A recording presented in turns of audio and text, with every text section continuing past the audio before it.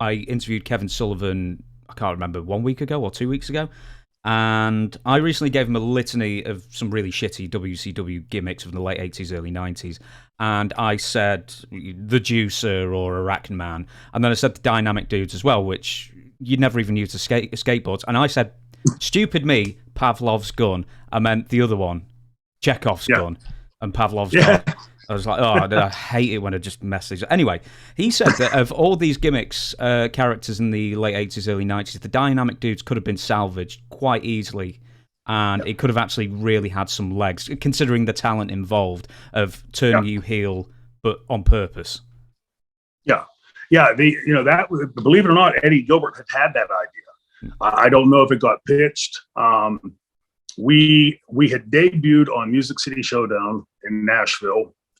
First match on the pay-per-view was Simone SWAT team, and those guys got us over huge. They were great. They were always great to work with. And we were called something like Johnny and Shane, the next generation or the new generation. The very next morning in the hotel van heading to the airport, Eddie's sitting in the front. You have to understand, Eddie had a really dry sense of humor. And he was sitting in the front seat. He turned around and he said, "Well, have you guys heard your new name?" And I know Eddie, right? And it sounds like a setup. So I said, "Okay, I'll bite Eddie. What's our new name?" And I'm thinking, well, we've already aired as this thing, so you really can't change. Stupid me, they're naive me, right? I'm thinking you can't change the name. And he turned around and he said, "The Dynamic Dudes." And I started laughing, and he turned around and went, and I knew that face, and I went, "Please tell me you're ribbon," right? And he went. So that night we were in Bristol. Flair was the head booker, supposedly, of this committee, debacle. And I went to him in full candor, like, "Dude, like you're a legend in this business. You know that name sucks, right?" And Eddie told us in the van that Jim Hurd had commissioned these studies in California. The theory being what starts in California works eastward. And the two top words that were used were dynamic and dude. So Jim, in his pizza wisdom, decided to put the two together. And he's, by the way, the same guy that came up with the ding dongs, right? Can I just interrupt you and ask you, was he commissioning this study purely to find out what these big words are? I mean, how many studies did he commission, and for what purposes? Yeah, that I don't know, but I'm guessing, like, trying to figure out like what the finger on the pulse of pop culture in America is. Right. And so I go to Flair that night in Bristol, and I remember he was up in the third floor dressing room. He was laying on a red leather couch. And I went in to tell him. He jumped above the couch and said, "It's out of my hands. I can't do anything about it." And I thought, like, that's sort of lame, right? Because I've seen bookers pull some pretty good power cards in my day. And we went out and did it, and it was evident, like, immediately, that the fans weren't buying into it. Especially now, WCW is starting to run those Northeast towns, and the stuff that would work in the Southern towns definitely would not work up there. And it was misery. Like when you're going to the ring and you're the face and everybody's telling you suck and you're going to get your ass kicked and all that kind of stuff, it doesn't work. Eddie had come to us with the idea of turning us heel. And Eddie had seen far years before I'd ever seen the heel in me, that, we could evoke that side of it.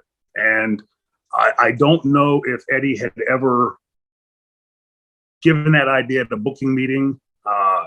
All I know is that we did the best we could. And I told the story last night. In 2 days, the Dynamic Dudes were wiped out. Troy, New York, and Buffalo.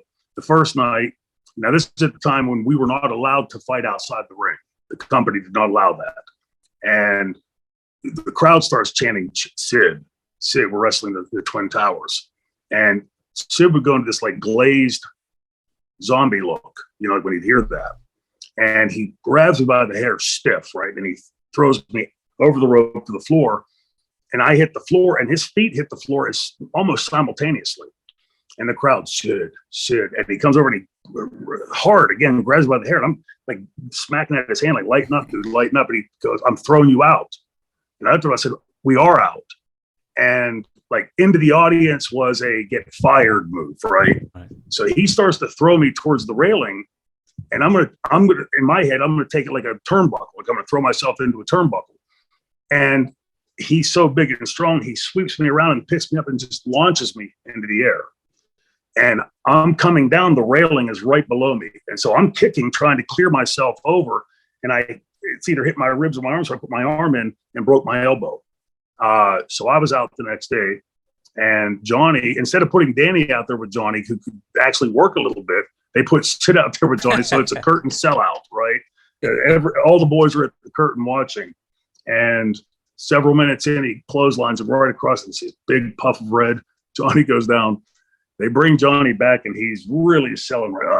He's going on. They put him on a table, and Flair, who's the head booker, comes over and goes, Johnny, relax, calm down. Let me take a look at it. So Johnny finally pulls his hands back. He goes, yeah, your nose is broken. And Johnny's, oh, Jesus Christ.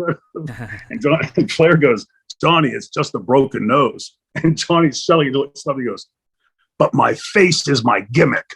and the whole dressing room started laughing, right? It was just the things that you remember. And then that night at the Buffalo Hospital, I remember me and Zank took him to the hospital, and the doctor, like, sort of kayfabe told us, like, hold him down. And he took this long needle and stuck it up his nose and started, like, driving up his nose. Oh. I was going, oh my God, this is crazy. 2 days, Dynamic Dudes wiped out in upstate New York. Oh, do you know there's a curtain sellout? And there must have been that one for Sid and Dan Spivey versus that jobber, I think he was called Mike Blackwell, where he decided he wasn't going to sell at all immediately, and then he was killed in the ring. Metaphorically, but he might as well. And then he was beaten up even worse in the back, apparently. Well, you're giving me all kind of news this morning that I was unaware of. Oh, no, I mean, I'm sure it would have been great for a 1 week ratings pop, but no, he was just bludgeoned in the ring, and then they bludgeoned him more in the back.